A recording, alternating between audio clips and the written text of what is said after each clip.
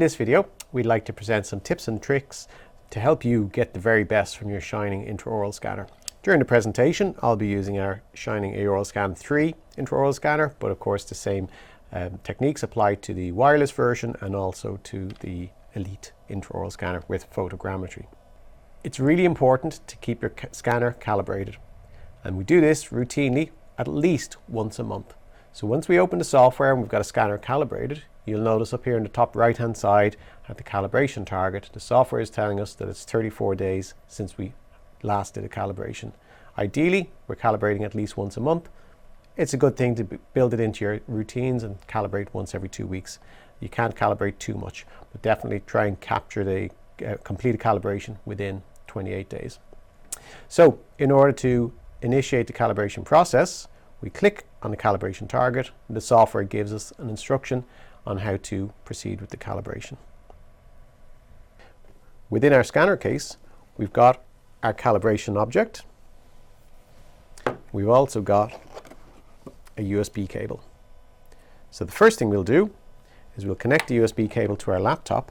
It's really important because we got a blue connection. It is a USB 3 connection. So make sure you're connecting the calibration object to a USB 3 connector on the laptop.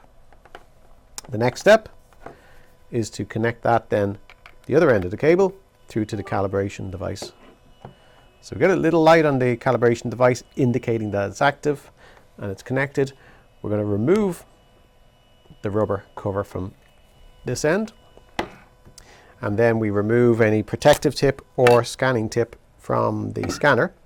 And there's a little indication on the calibration object that illustrates the orientation of that the scanner should be in. So we don't want to put it in like this or like so. This is the orientation it goes in. And we place it into position. It will sit firmly. The good thing is it will only fit in one direction, so make sure try not to, or make sure to avoid forcing it. And once that's in situ, then we click on Start within the software. The software then goes through the process of calibration. It takes 3 to 4 minutes. So why is calibration so important? Well, calibration by definition is a process by which we check for errors. With our scanner, it's a really precise measuring device, and we want to get the optimal performance and optimal accuracy from our scanner. And the only way we can do that is by routinely calibrating it. So the calibration object is a device of a known accuracy, and we're using the scanner to check itself against that. And the software does all the hard work for us. A simple process of calibration is calibrating your watch or calibrating a clock. If you want to know if your clock is running at the correct time, you compare it against something that you know is more accurate. So that could be a smartphone, it could be your computer, it could be an app on your computer that will tell you exactly what the GMT time is. So you compare your clock against that. You see the real time is 12 noon. You see your clock is reading 5 past 12. You know your clock is reading 5 minutes fast. What do? You either correct your clock or you compensate. You bear in mind you're 5 minutes fast all the time, and you can always work with that and be 5 minutes late but still be on time. So calibration within scanners is exactly the same. The software is making a judgment. How accurate is the scanner? If there is a slight error, which may happen, it's fine. Once we know about it, we can compensate for it. And if not, the software makes adjustments. So calibration is really important to get the absolute best in terms of scanning accuracy plus performance from our scanner. So now that this calibration process is complete, we're presented with an image on screen to say that it's finished, and we can simply close the calibration window. What's important is try to avoid clicking restart, because then it will run through the calibration process again. So we just close the calibration window, and we get to see then on screen that we've got a nice little green icon around the calibration target, indicating that it's 0 days since our last calibration. So when we've completed the calibration, it's then just a matter of removing the scanner and either replace a scanning tip or a protective tip, place the scanner back in its cradle. We'll unplug the USB cable from the calibration device. That goes back in the case, and we importantly take the rubber cover and insert it back into the end of the calibration object. Because the calibration object is what we use to verify if our scanner is accurate, it's really important that we take good care of our calibration device.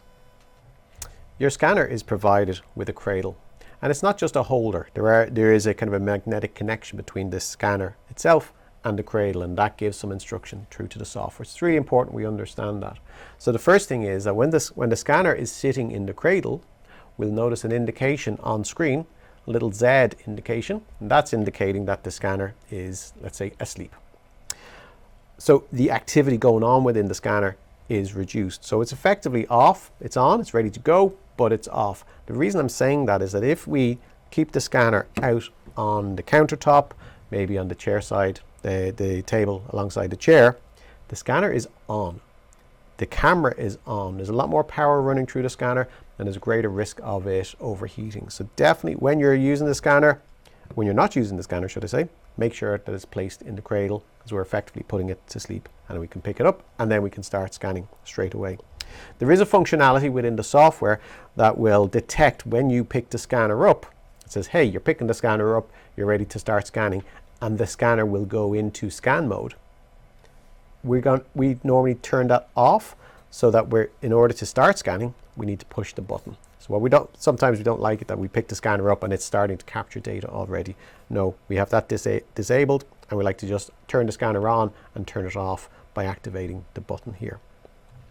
When holding the scanner, it's really important to bear in mind, and I can even feel it on my hand here, there are two vents at the back of the scanner. So there's a little cooling fan within the scanner, and these are vents to suck air in and blow air back out again. What's really important is we don't want to block them. Now, of course, you're not going to hold the scanner like this to block it.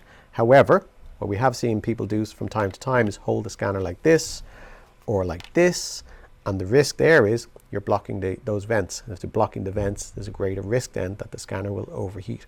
So a really good practice for holding the scanner is either in pen grip mode, like so, somewhere along the middle of the body of the scanner, or indeed, if you rather hold the scanner like so, that's fine as well, once we keep those vents uninterrupted.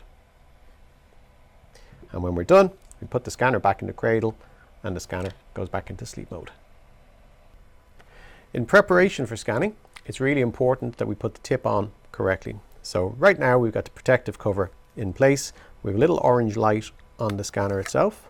So I'll take the protective cover off, and I'll take my clean, sterilized scanning tip and put it in position. If we don't put the tip on all the way, we'll notice a small little gap around the perimeter here. We'll also notice an orange light. On screen, we'll also notice that there's an indication up here on the top right hand side, a little red exclamation mark indicating that there's a connection issue. As soon as we put the tip in place correctly, we get a green light on the scanner itself, and we get a nice green tick on the software. We also get an indication at the center of the screen to indicate that the tip is being heated up. So what's happening is there's a little heating element within the scanner, there's a metal strip within the body of the tip, and that's connected to the mirror. The whole idea here is that the mirror is being heated up so that when we do start our intraoral scanning, that we will minimize fogging. So as soon as that gets to 100%, we're ready to go and start scanning. When we've completed an intraoral scan, it's really important that we take good care of our tip and we clean it and disinfect it in the correct manner. It's important to follow the instructions for use as well, which you will find in the cover of the case within which your scanner came in. You'll find two documents. One is for the disinfecting guide, that's your cold sterilization process, and the second is the disinfecting and sterilizing guide. Please read both, be familiar with them, and follow the instructions clearly. And the result of that is that you'll get the optimal sterilization of each tip, but also you'll get the maximum life out of each tip, particularly when it comes to the mirror as well. We want to treat the mirror with good care and ensure that it's maintained, the cleanliness is maintained. So even after disinfecting or after sterilization, if we do notice any drying marks starting to occur on the mirror, it's good practice to go in with an alcohol wipe and just wipe those away, perhaps even a soft tissue or a lens cleaner. The cleaner we have that mirror, the cleaner and clearer and crisper the information is being passed through to the software, leading to the optimal scanning performance. So I hope you found the video useful and informative, and as always, if you have any further questions, please don't hesitate to reach out to our support team at support@esmdigitalsolutions.com. Thank you and goodbye.